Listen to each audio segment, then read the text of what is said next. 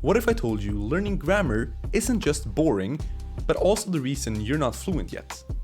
After doing my best to memorize every grammar rule, when I tried to speak Spanish, it was a complete mess at first. Until one day, when I decided to completely quit studying grammar. Y el resultado? Por fin podía hablar sin tener que pensar todo el tiempo. So in this video, I'll show you why the way you're taught to learn grammar is actually stopping you from reaching fluency, and the simple method to use instead that will make grammar so effortless, you'll never have to think about it again. How many times have you seen someone misuse you're and you are, or it's and it is? It would seem that no matter where you look, there's always someone making this seemingly obvious mistake. And a lot of them are actually native speakers too. If you're one of them, don't worry. Because what if I told you that we're actually kind of supposed to make that mistake? We've been told that the solution to this is to just learn the rules and to basically stop being illiterate pieces of shit. But unlike what your high school French teacher told you, it might not be that simple. See, there's this theory among language scientists called the natural order hypothesis. And not to bore you with all the details, what it says is that we learn some parts of a language faster than we learn others. For example, that adding an S to the end of nouns tend to make them plural, while other rules take a lot longer to learn. And for some people, they never get learned. That's why you'll have people who are fluent, but they keep making the same couple of mistakes over and over again, despite knowing that they're mistakes. So if that's you, it honestly might not even be your fault. Now, not knowing this myself, I made the mistake of listening to the same audio course over and over again when I wasn't as good as I wanted to be. I thought that if I struggle to use the language, then I must just need to go over the rules again, and again, and again, until they stick. When what I should have done instead was to just accept that I won't get all parts of a language right away, no matter how hard I try. And that some parts may take a few extra months or even years to understand and to really get. So, instead of wasting a bunch of time trying to force grammar into our brains, there's actually one simple solution that completely fixes this problem. And billions of people have already used it to get fluent without even realizing it. On a study on Spanish students from 1998, they got a really interesting finding. Their goal was to see how well students were able to use and understand the subjunctive, a verb tense that a lot of Spanish learners would agree is quite confusing to understand at first. And what they found was that neither formal study, specific study of the rule, nor living in a Spanish-speaking country seemed to significantly help you learn it. All except one thing. And that thing was reading in the language. So wait, you're telling me that someone who just picks up a novel and starts reading it will be better at grammar than the person who studies grammar? Yes. Let me ask you a question. Which one of these following sentences is correct? A big old house or an old big house? If you speak English, you probably said the first one. But do you know why? Did you actually know that there's a rule that says that size should come before age? Or did you just kind of guess it because, well, it sounded right?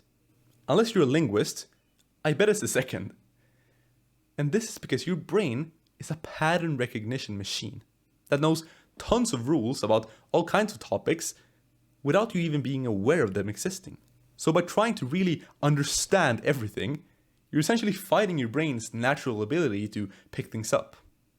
Because even if you know a rule, are you really going to be able to recall it mid-conversation? Probably not, right? Because by the time you remember it, the person you were talking to is already halfway down the street. That'd be like trying to think about and remember which foot to kick the ball with mid-game. AKA, not very practical.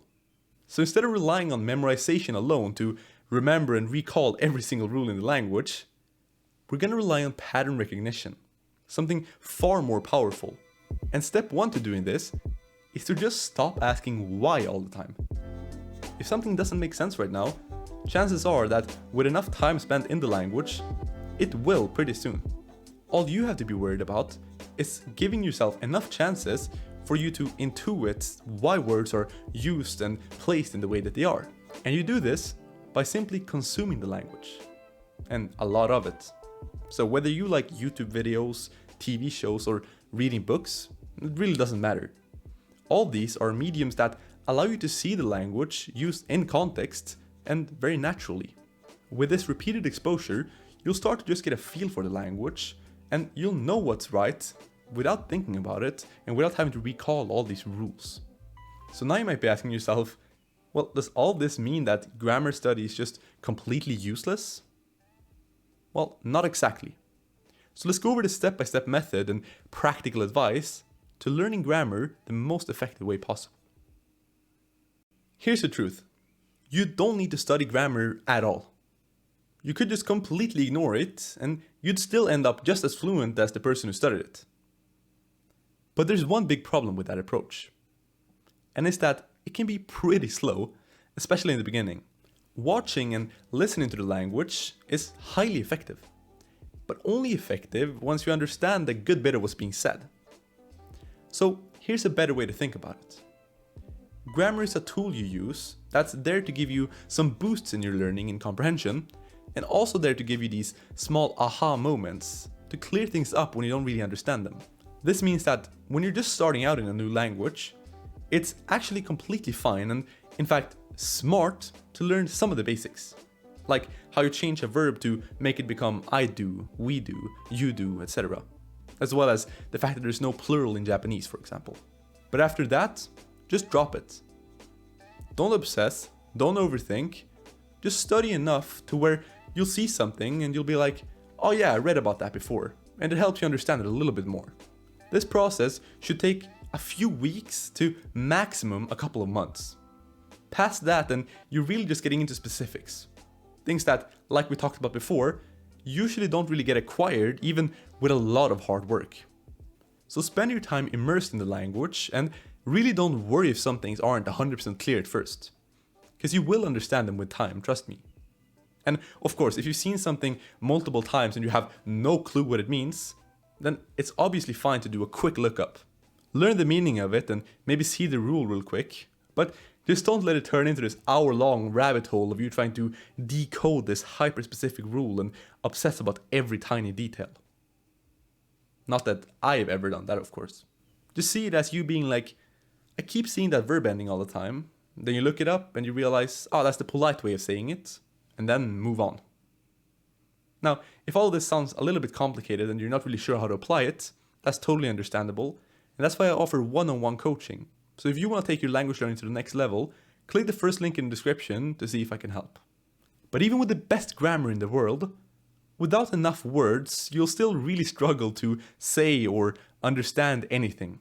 So to find out about the simple method I use to learn words quickly and remember them forever, click the video on screen.